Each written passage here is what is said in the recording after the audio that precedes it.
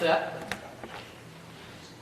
First of all, I want to thank the Wadsworth Historical Society having their meeting here this evening. Two things. One, if you have one of these cell phones, please put it on vibrate or turn it off. Thank you. Second of all, we have refreshments downstairs afterwards. We have cookies, we have pop, punch, and coffee. So I don't want you to leave without having some good refreshments afterwards. And now I'm going to talk a little bit about the history of Wadsworth Lodge. And actually I'm going to go quite a ways back. This is too tall. I'm a short guy.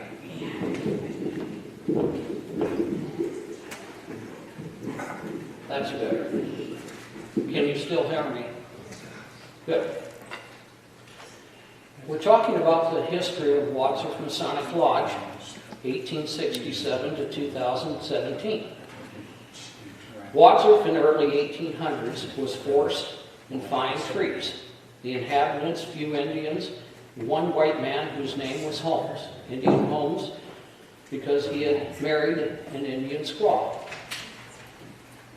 He lived just west of what is now Wadsworth, along a small run in an area known as Holmesbrook. In 1808, the first trace road was cut through the territory, now County Road 97. It ran from Talmadge to Lodi. And in 1814, the first cabin built by Daniel Dean, the second was by Oliver Durham. They stopped in Canfield and bought land from General Elijah Wadsworth, whom the city was named after, who at that time owned a tract 1, the southeast section of the township. General Wadsworth lived in Canfield. He never lived in Wadsworth. 13 families came to Wadsworth in 1814. During the next 20 years, many more families moved into the Wadsworth area. The building of the Ohio Canal, New Portage, now Barberton, brought more prosperity to Wadsworth. When the Civil War, many men from the area followed the colors and later returned. These are the men who decided it was time to bring Masonry to Wadsworth. In 1827, Freemasons established a lodge in Wadsworth, holding their meetings in the chamber of A and J Pardee store. They continued holding meetings in the township for several years, but finally moved to Seville, where the lodge is now said to be acting under the same charter, and that is Seville Lodge number 74. In 1867, a new lodge of Freemasons was established. They have bi-monthly meetings in their lodge room in the third story of the Odd Fellows block, south side.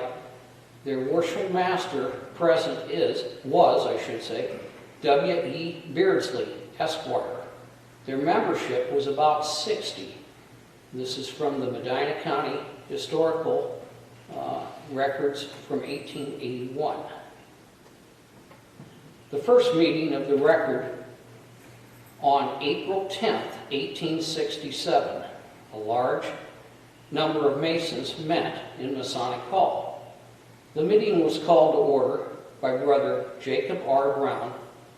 Brother Thomas W. Browning was called to the chair, and Brother S.E. Browning was chosen secretary.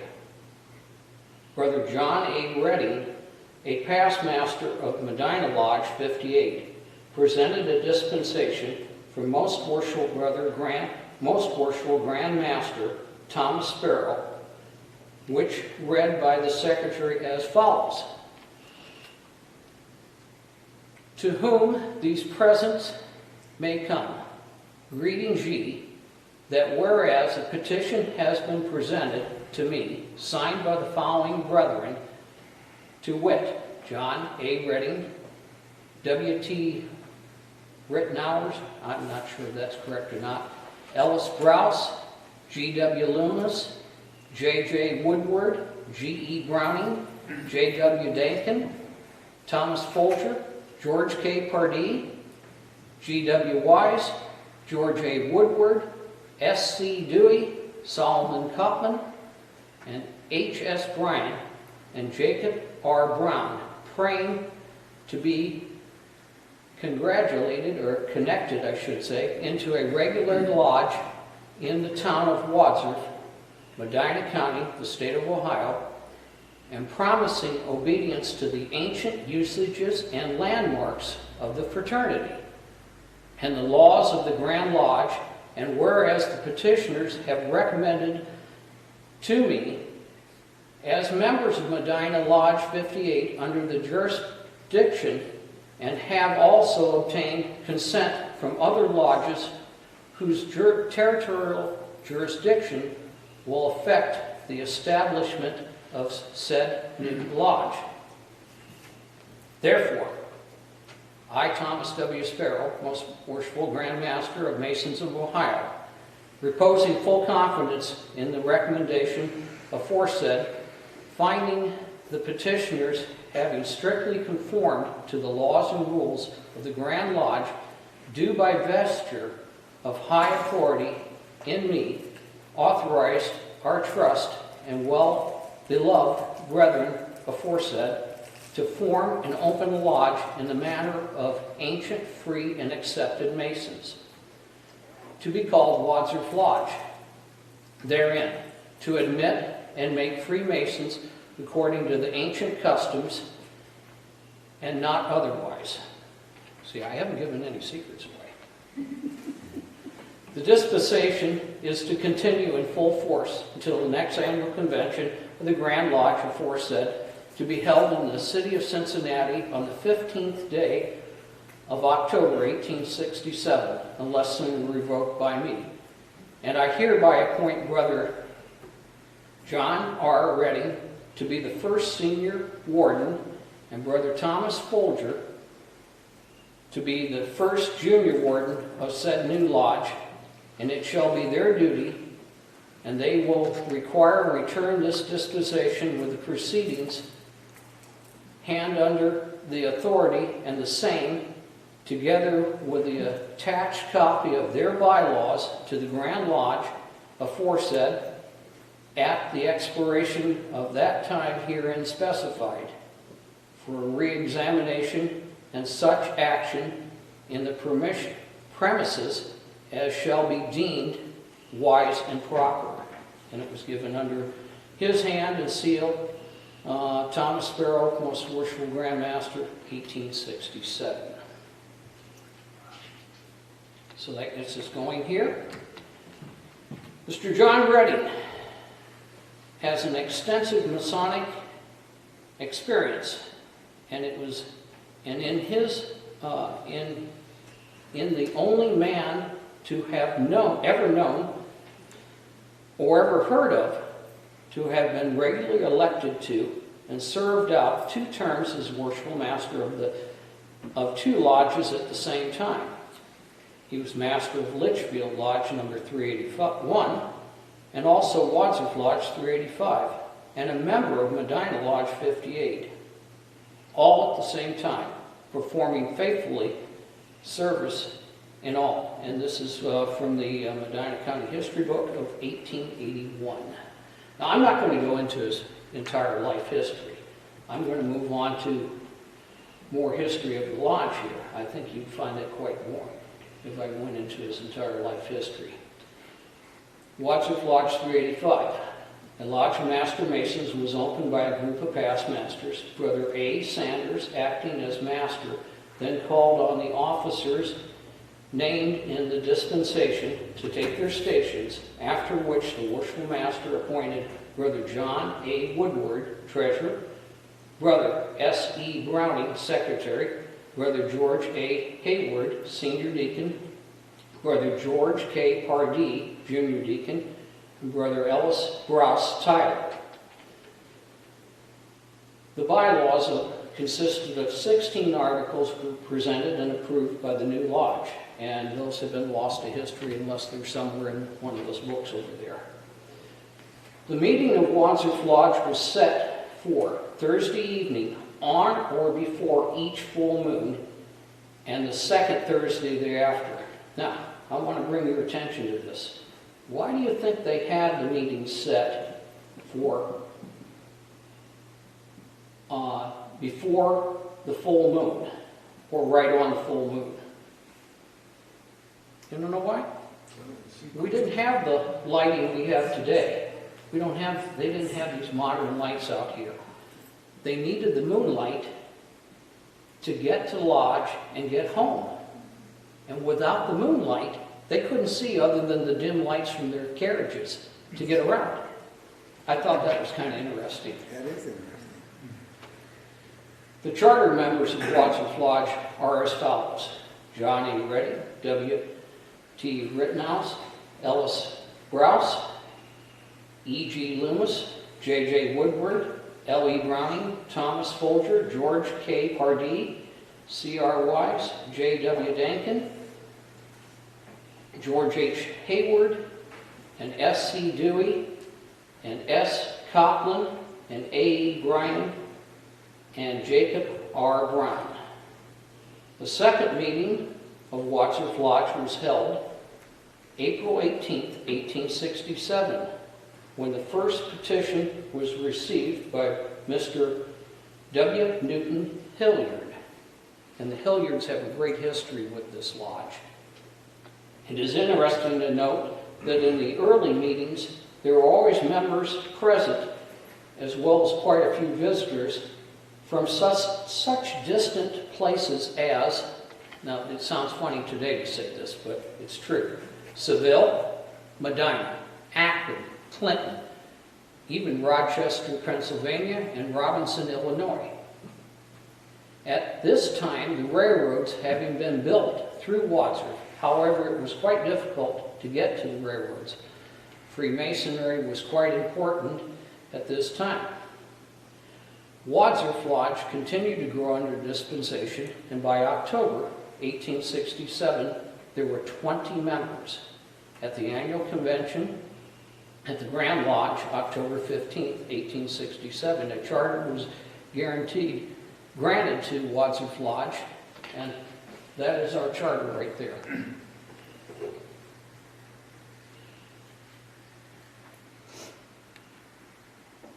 The installation of the first officers of Wadsworth Lodge was held October 31st, 1867. They were installed by Deputy Grand Master C.A. Collins, who declared the Grand Lodge open, with past Master L.V. Bryce of Akron presiding, Akron 83 presiding. The exact location of Wadsworth Hall is not known, but to be assumed to be in a building occupied by the Odd Fellows.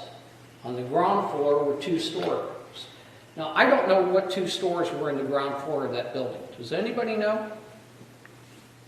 The Odd Fellows?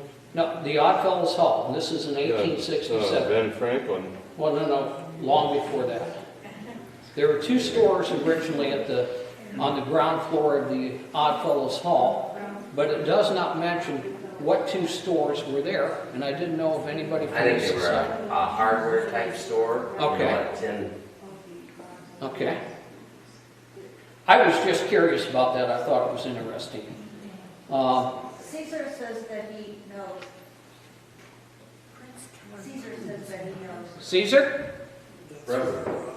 He's been having a bad time hearing, so. Okay. Caesar, what 2 stores were at the ground floor of the Odd Fellows Hall? Dakin was one of the people. Dakin Hilliard, okay. And what You're was talking it? about 1860 or so, 1867. right? The Dakin was there at that time. Okay. And, Is there a hardware or tin? no, that was south. The only one I can think of right now is Dakin. Okay. All right. We'll get on that later. He was a Mason, incidentally. Yes. Yeah. Okay. South side owned by. Okay. Now occupied by the Odd Fellows. On the ground floor were 2 stores. I already went over that. The one on the south side was owned by Mr. C.T. Clifford. Excuse me. The store on the north side was owned by Dankin and Hilliard. Okay, we know that one there, but Clifford, what he did in that second business, I have no idea.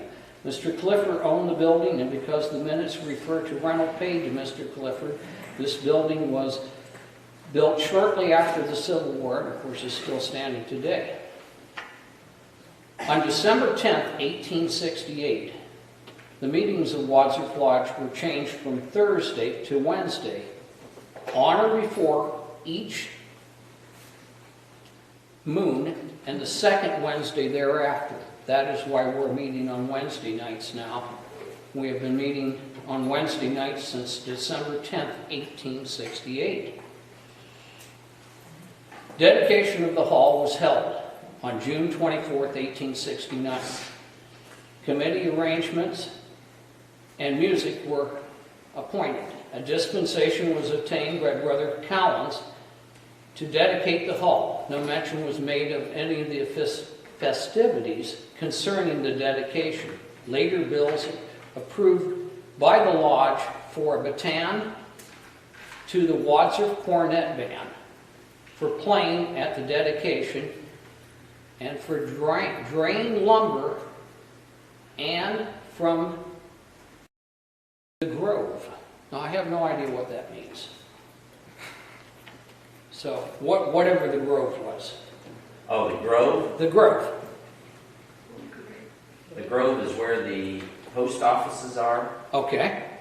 right? Yes. The Grove, Lucas Grove, and Yeah. is there where the post offices are today, right? All right. Okay. Now I know what about the grove. Okay. I wasn't sure what the grove was, and I'm glad I got that answer tonight. The first burial of Wadsworth Lodge was performed December 2nd, 1871, for Brother F.H. Boyer. During the next 10 years, membership grew steadily. At the convention of the Grand Lodge, October 1883, there were 61 members of Wadsworth Lodge. In 1884, there was much controversy over the rental paid to Mr. Clifford. A committee was appointed to offer Mr. Clifford $8 per year for the hall. Mr. Clifford demanded $100. The committee reported back to the lodge, and a second committee was appointed and removed the furniture from the hall immediately and secure another hall. No mention was made as to the location of the new meeting place. Bills were presented and payment of $26.50 to Mr. Leadhauser. Now where he was at, I have no idea in this town. In March 1888, the lodge was paying rent to J.H. Richard. In 1890, the lodge passed a motion to pay the secretary, whopping some money here, $20 per year, and the Tyler 50 cents per night. So the Tyler got 50 cents for 2 meetings. The secretary ended up with $20 per year. That's not too bad for that time period. During the next 30 years, good progress was made by Wadsworth Lodge. The money panic of 1907 and the depression of 1921 did not make much difference in the growth of the lodge. The cornerstone of the temple on High Street was laid October 4th, 1924. Now I have over there the box from that cornerstone with the contents from that cornerstone. The cornerstone itself is outside in front of this building at present. And I invite everybody to come up and take a look at the artifacts we have when we're done. October 4th, 1924. Cornerstone of the temple was laid October 24th, 1924, and the lodge moved into the building. There were 389 members at that time. Due to the Great Depression of 1929 and the years that followed, the lodge was forced to move back to the rooms on South Main Street. The membership dropped to 239 members at that time. The years followed saw Wadsworth Lodge make slow but steady progress. In the late 1940s and early 50s, after year building committee had been appointed, to which possible building sites which could be bought as possible homes for the Wadsworth Lodge. At this time, there were 468 members of Wadsworth Lodge. Early in 1954, Brother H. Jerry Hall decided to give up his farming activities and develop his farmland into a housing project. And that if Wadsworth Lodge were interested, he would give the lodge a tract of land with 175-foot frontage on North High Street and 200 feet deep. The property being available, Brother Robert Warner, a civil engineer by profession, was assigned the task making a sketch suitable building to serve the home of Wadsworth Lodge on this property. This was presented to the lodge and approved by membership by a special meeting August 4th, 1954. The membership also approved the expenditure of $45,000 for the building and the authority to present the plans to the Grand Lodge for approval. Now here comes the sad part. On Saturday, September 11th, 1954, the master of Wadsworth Lodge, Dave Sheedy, and his wife met with a fatal automobile accident on their way to Loudonville to meet with the District Deputy Grand Master to discuss plans for the building of the temple. Brother Dave and his wife were killed instantly. Masonic services were held Monday evening. They were buried on Tuesday afternoon. Wednesday evening, a memorial service was held at Wadsworth Lodge.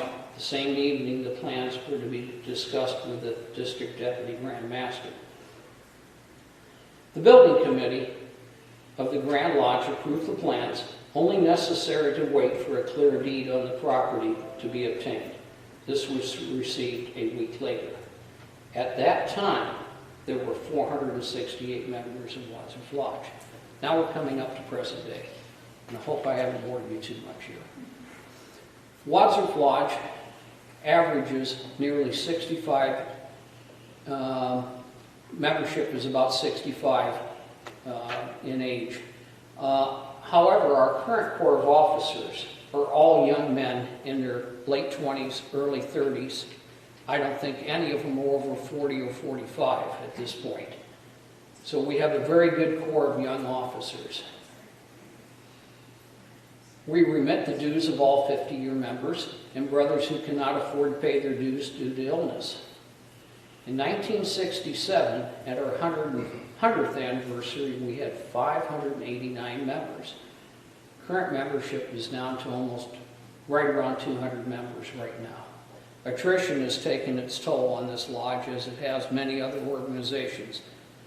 We're losing more older members than we're gaining newer members, but we're still quite active.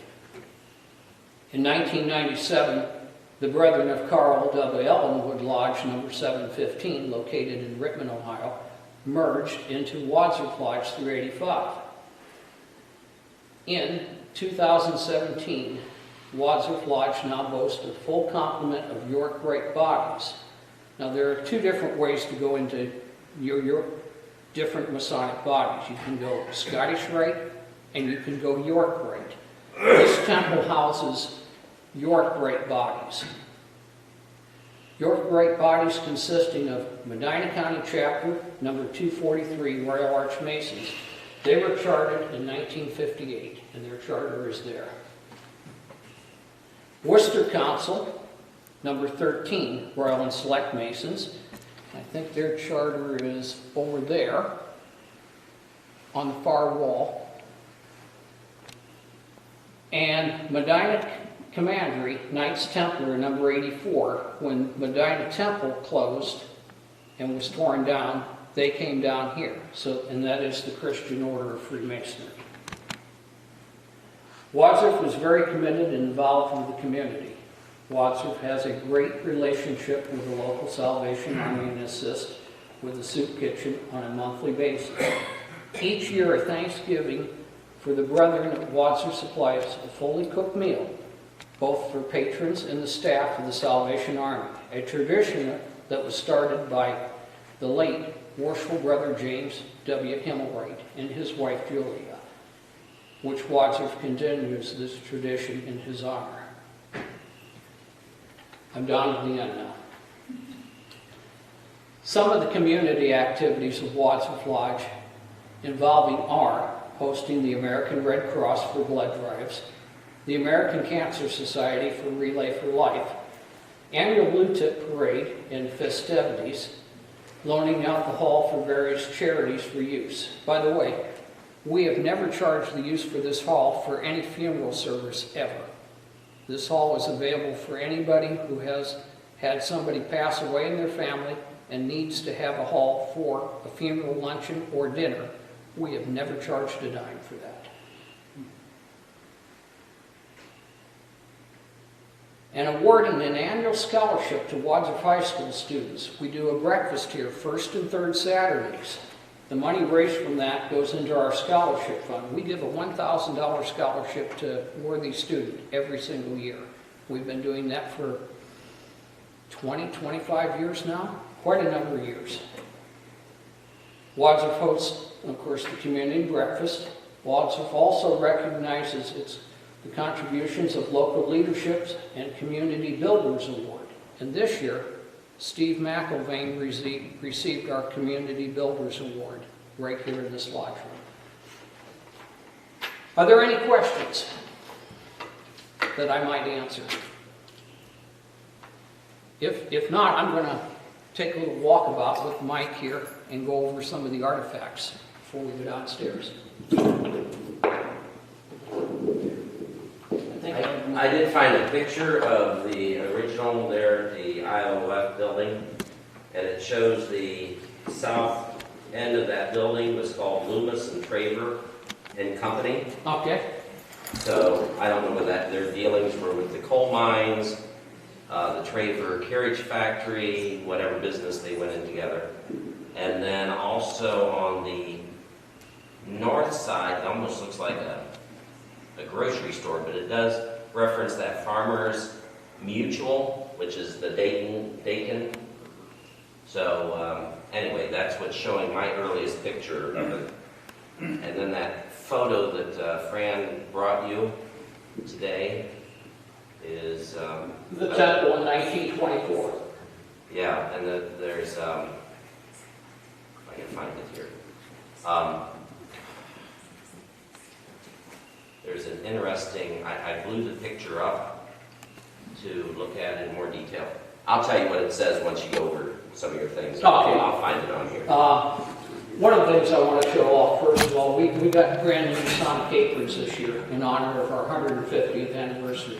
The Worshipful Master's apron, Senior Warden's apron, and the Junior Warden's apron. And then all other aprons associated with the different offices of this lodge, but I thought these were the most important ones to bring out and show you. I also pulled out some of our earliest past masters' aprons. These are men who have served the lodge like a president of an organization. Their title is past master.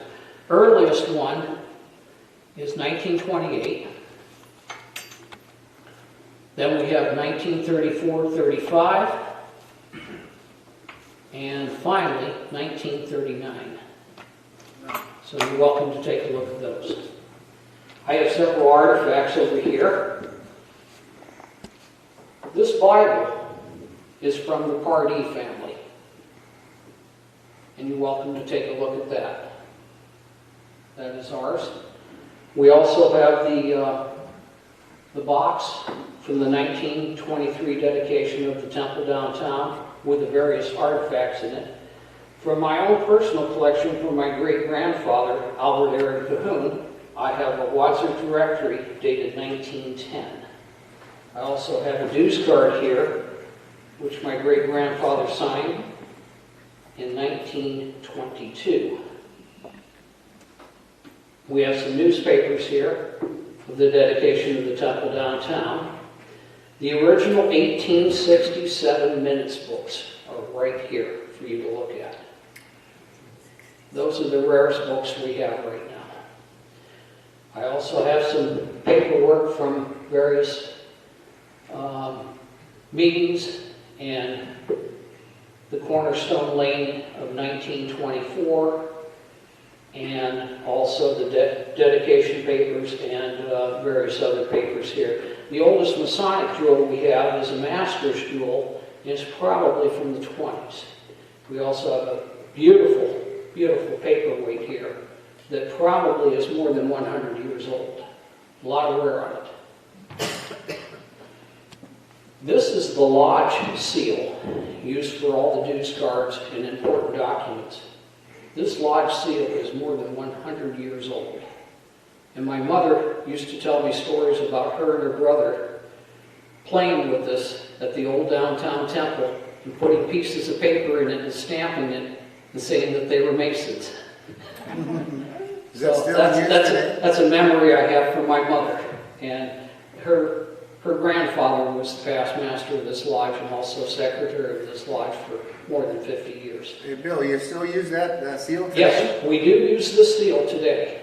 Yeah. We have a new seal, but we find the impression with this seal is better than the new seal. So we still use this one, and it's very, very nicely detailed, and it works very well. I have a stock certificate. When the temple was built in 1922, they issued stock for this. Now, we lost the temple during the Depression. The bank called the note. We didn't have the money to pay it, so we lost the temple at that time. But I do have a stock certificate for that. I also have the program for the 100th anniversary and the 125th anniversary. And I have some beautiful Masonic working tools that were brought back from Israel to this lodge. And are there any questions? I'm talking a lot here, so. Bill, I'm curious about the chairs. Is there any kind of, they're very majestic looking. Yeah, the chairs were from the time of my great-grandfather, Aaron Cahoon. They date to about the turn of the century. Story has it, and this is only not confirmed, but these were used originally for the Grand Lodge and were given to this lodge before the turn of the century. They're all walnut, beautifully carved and detailed. We have the master's chair, senior warden's chair in the west, and the junior warden's chair in the south. And the original podiums are all there, except for this one up here. We changed to a larger podium.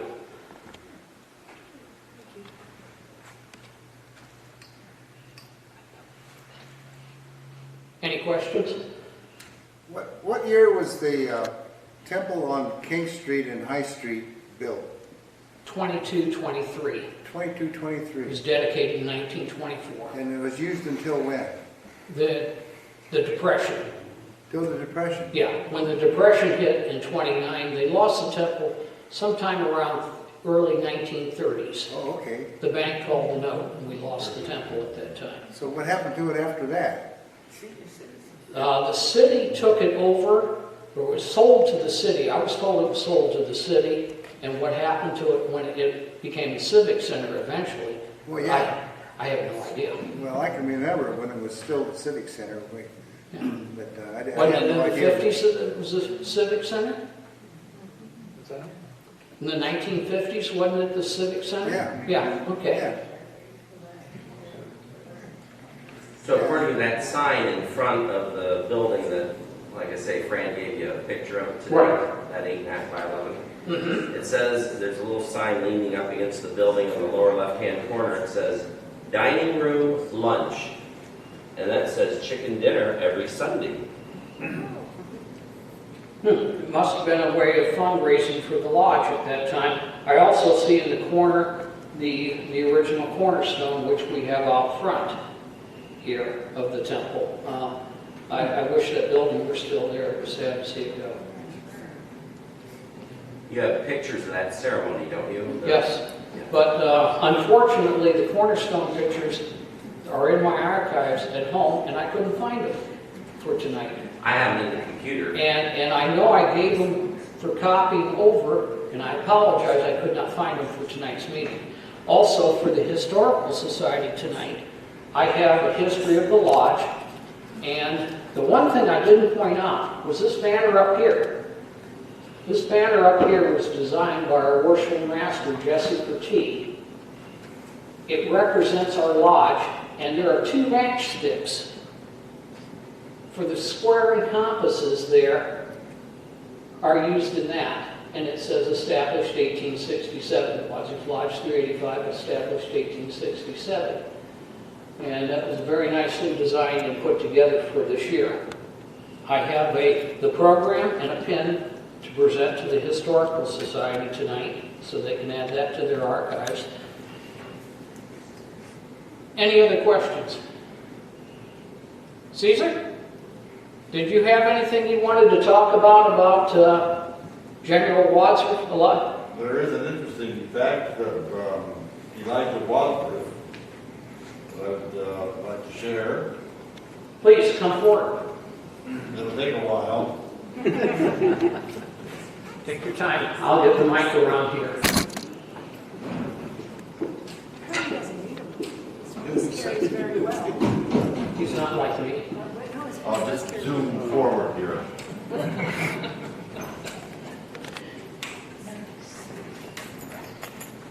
And again, if you're interested, after his presentation, you can come to this computer and just click on it, and it will show you the pictures of that ceremony on November 3rd, 1923. Yes. So the pictures that he has at home, I scanned. There are 2 things really that I'd like to share, and one of them, I can't get the microphone, so I'll pick it up here. The first one actually is about, excuse me, Elijah Wadsworth, from whom actually you all know that Wadsworth was named for him. He never lived here. He lived in Canfield, buried in Canfield. As a matter of fact, he has a home in Canfield, which we visited, and a museum in Canfield. So when I went over there to do some research for our 200th anniversary, I found out that one of the reasons that General Wadsworth came to Ohio was to spread, where are you? I'm right here. Where? Right. Well, incidentally, before we start, I want to just say that this is a historic evening because you're hearing the person who probably one day will be the state grand, what? No. He will. No. He's probably one of the most devoted people I've ever heard or ever seen here in Wadsworth regarding Masonry. But anyway, getting back to General Wadsworth again, he came here and he actually established between 12 and 13 lodges, and he named every single one of them the Western Star Lodge. Why he did that, I don't know. Now, the reason I'm bringing that up is that we have Western Star here, which is the exact place where people actually started when they came. The Deans and the Durhams actually started where Western Star is right now. We've had all kinds of people saying to us that they know what the reason for its being called Western Star is. But if I were to make a statement today, I would say that the most significant one would be the fact that probably General Wadsworth actually established a Western Star Masonic Lodge here at Western Star, and then that's why they call it the Western Star. Today, we still have one remaining of the 13 that he started here, and that's in Youngstown, and it's still called the Western Star. Now, the second thing I would like to say is that one of the names that almost never comes up in Masonry regarding the people who were contributors. When I say contributors, I'm talking about greenback contributors. And maybe you do know this name, but you know Bill Wells at all? No. Bill Wells. Bill Wells built 150 Main Street, which is the last brick building on the strip on the west side of the street, going down Main Street. He built that in 1927. Now, there were two things that are significant about that. One is the fact that he was a strong Mason. As a matter of fact, he showed me a ring in 1945. I used to work at the store there, the B&B store. Some of you remember the B&B store. I used to work there. And he had a ring that when you flicked it, it came out with a Masonic emblem. Signet ring. With a signet ring. Yeah. You've seen them before? I have in England. Yeah. You have one. Well, he told me, as a matter of fact, I would see him almost every single day because he lived upstairs for a while. Very wealthy man, and he very significantly gave tremendous amounts of money here to the unit, to the lodge here, as well as to the city of Wadsworth.